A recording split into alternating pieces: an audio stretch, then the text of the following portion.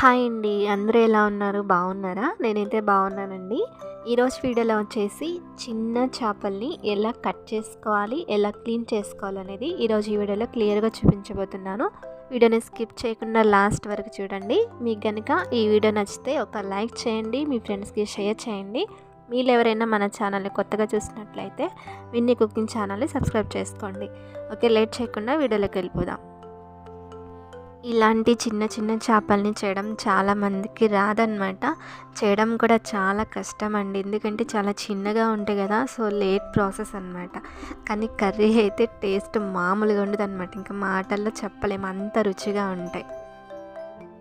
మరి అంత రుచిగా ఉండే చేపల్ని మరి కష్టమైన ఇష్టంగా చేసుకోక తప్పదు కదా. సో నేను మీకు ఈరోజు ఈ వీడియోలో వీటిని ఎలా చేసుకోవాలనేది చూపించబోతున్నాను, చూసేయండి.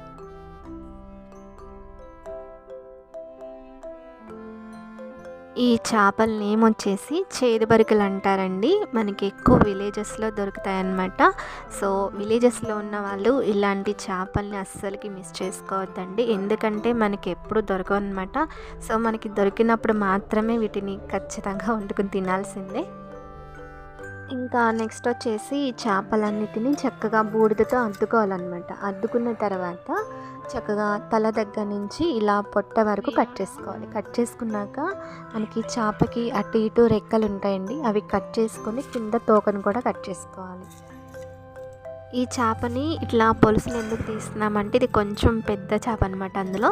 సో అందుకని ఫస్ట్ అలా పొలుసులు తీసేసుకొని తల కట్ చేసుకొని అలా రెక్కల్ని కూడా కట్ చేసుకోవాలి. ఇవి చేసుకునేటప్పుడు మనకి చేతులు అనేవి జారిపోతాయండి. సో కొంచెం బూడిదని ఎక్కువగా అద్దుకోవాలి. చూడండి, ఇక్కడ ఈ వీడియోలో చూపిస్తున్నట్లుగా ఈ విధంగా కట్ చేసుకోవాలి.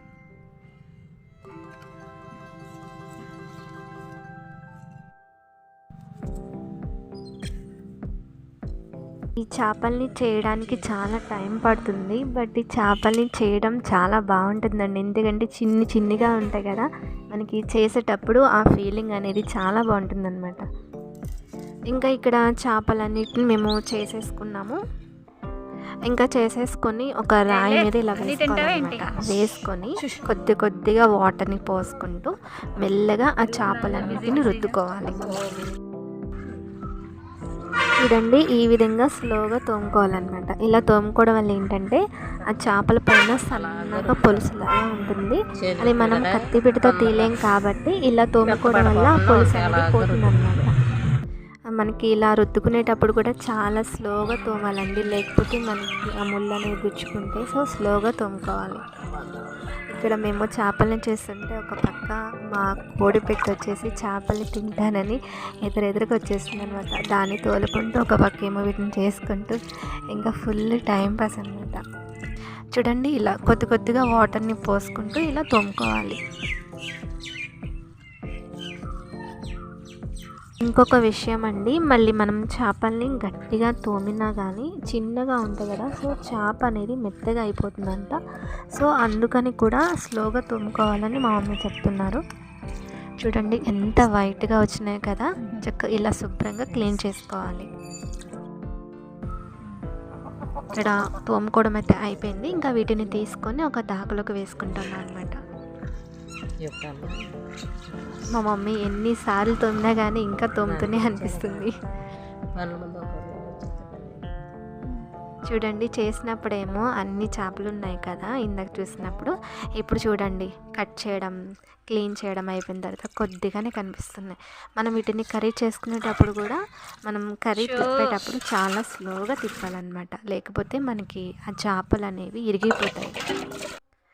ఇంకా శుభ్రం చేసుకోవడం ఇక్కడ అయిపోయిందనమాట. ఇంకా దాగలోకి తీసేసుకుంటున్నాం.